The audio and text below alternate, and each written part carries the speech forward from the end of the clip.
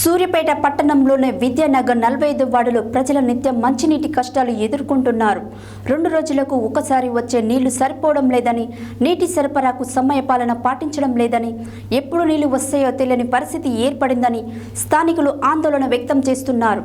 ఈ సందర్భంగా ఆ వార్డు కౌన్సిలర్ గండూరి పావని కృపాకర్ మాట్లాడారు.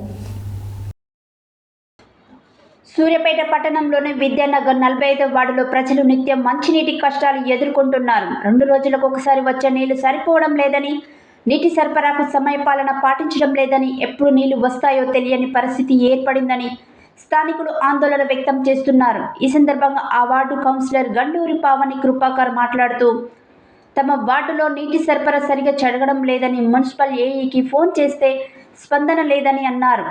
వనజ హాస్పిటల్ ప్రాంతంలో నీళ్లు రావడం లేదని, సమస్య ఎక్కడ ఉందో ఇప్పటికీ తెలియకపోవడం ఆశ్చర్యకరంగా ఉందని అన్నారు. పలువురు ఇండ్లలోని బోర్వెల్స్ ఎండిపోయి మున్సిపల్ వాటర్ సరిగ్గా రాకపోవడంతో ఇబ్బందులు పడుతున్నారని తెలిపారు. తమ స్వంత ఖర్చులతో వాటర్ ట్యాంకులను తెప్పిస్తున్నామని, వాటర్ ట్యాంకు కొరకు మున్సిపల్ సిబ్బందిని కోరితే లేవని సమాధానం ఇస్తున్నారని అన్నారు. తమ వార్డులో మంచినీటి సమస్యను పరిష్కరించాలని, లేనట్లయితే మున్సిపల్ కార్యాలయం వద్ద ఆందోళన చేస్తామని అన్నారు.